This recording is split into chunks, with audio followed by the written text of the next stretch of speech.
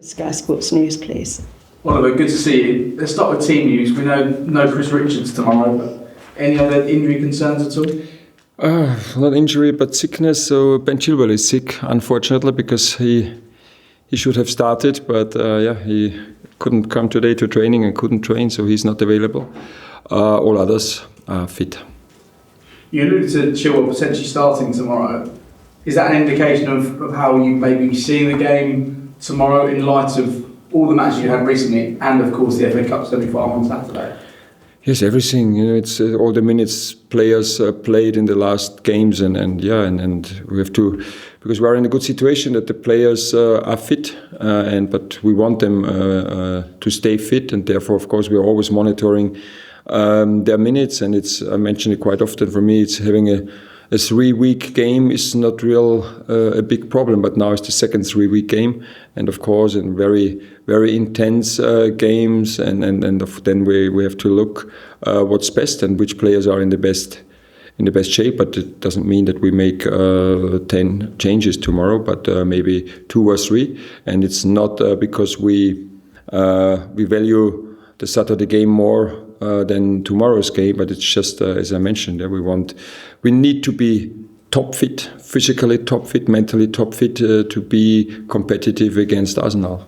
And how is the squad looking from a physical and mental perspective? Because there's been games recently when you've gone down to 10 men, gone down to 9 men. There's been a lot of travelling. There's been the midweek games. So how is everybody feeling? Yeah, to be honest, it's since I think before the international break with the postponed Newcastle game, it's a little bit. It's not so fluid, It's 3 weeks no game, then 5 games within 2 weeks, and also players then being suspended. Like then Will Hughes had a 2-game suspension, Mark a red card, and then some players being sick, not really injuries, but being sick and not in the rhythm. So it's a little bit.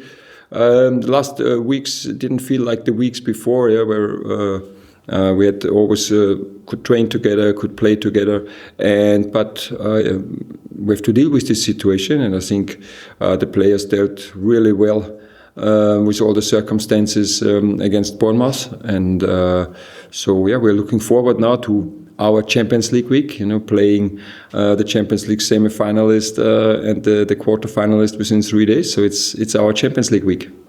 And if you win tomorrow, Liverpool will win the Premier League. You mentioned the Champions League semi-finalists in Arsenal. They may have priorities elsewhere with their game against PSG next week. So what sort of match are you expecting tomorrow?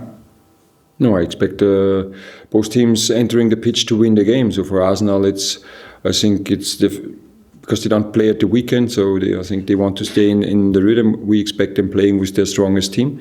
They have 6 days time for the Champions League semi-final, and they play at home. And I think I think this is what all the fans deserve, that they see the best teams, and we will play with the best available team tomorrow as well. And finally, for me, Nketiah may come against his old team again in the form of Arsenal. How do you feel like things have gone for him so far since he joined you last summer? Yes, I think it's not time to sum up the Eddie's season now, but maybe a few words. He's so hardworking, and sometimes I feel a little bit sad for him personally when I see all his effort. For example, at Newcastle, he comes on when you're 5-0 down. It's the worst situation you can have as a player. So I had this once in my career, and I didn't really like it. So, and all the effort, and he had 2-3 chances, and then at the end he could score. Then he slipped. Then we could score. He makes the clearance on the goal line for Newcastle. So it looks like that sometimes things don't go well for him. But I spoke to him afterwards, and this is his, because I see him every day working in training. And there will come the day when he gets paid for all his effort. And for me personally, it feels he didn't get, the day didn't come this year or until now. But we have great games. We have still great games to play, and maybe these games and this day where he gets the payback for all his effort will come soon. Thank you. Thank you. Soraya. Good afternoon. As mentioned already, you've played a few matches with having a man down or two men down, and you've spoken about how the team has still stuck to your style of play. The attack is still run back to defend. Everyone's still committed to what you wanted to achieve on the pitch. On the positive side of that, how has that helped with mentality and resilience to know, even with a few lads down on the pitch, you can still get a result?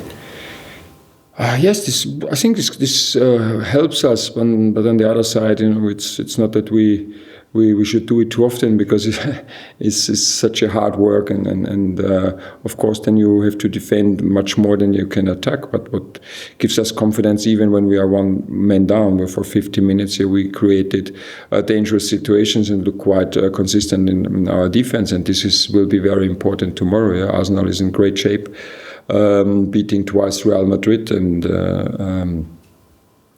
playing at home, and therefore we need to be very strong in defending, very committed in defending, or need to work very hard. And on the other side, we need to create situations in offense. We need to get the game into their half. We need to get finishes. We need to get set plays. And so, of course, the last games can help us, but I would suggest not conceding a red card again.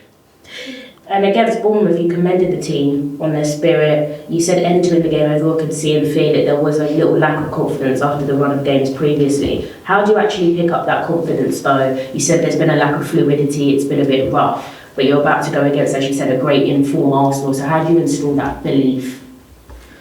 It's again, we don't have an ejection for belief. I couldn't find any button on their back where I can press that the belief is back. It's all about how you perform, how you deal with each other, how the players support each other, how what we're doing at the pitch, and of course then you need success, because if somebody tells you are good, but if you always fail, then there will be the moment you don't believe, and so therefore we could see it again, and always, and I mentioned this very often. We didn't have especially two great results in the last three games, but when we look back, and for me it's not just always having a look on, it's the same when we won 2 games, I said, okay, 2 games, it's not so difficult, but when you watch 10, 15, 20 games, then it's more a trend, and I think within the last, I don't know exactly, but 10, 15 games, I think we're still in the top third of the Premier League, and this should give us confidence, and again, we are in such a great moment. We still can play regarding the points, the best season in Crystal Palace history. We have a huge game in 3 days at Wembley. So I personally feel great in this situation. But also, to be honest, of course, I was disappointed after the 2 defeats, like all the others. But I could turn quite quickly. And lastly from me, when you face a team like Arsenal that had a clear style of play, you're not going to really be shocked by how they line up. Are you the type of manager that prefers to focus on your strengths and how to exploit and stick true to your style, or do you think it's about breaking them down tactically and adapting to that? Yeah, it's always, it's of course, so we want how it fits together, so we can't play a completely different style, and so we always have to rely on our strengths, what we already showed, and we showed it we lost both games this year against them, and so, but I think that doesn't mean that we will lose the third.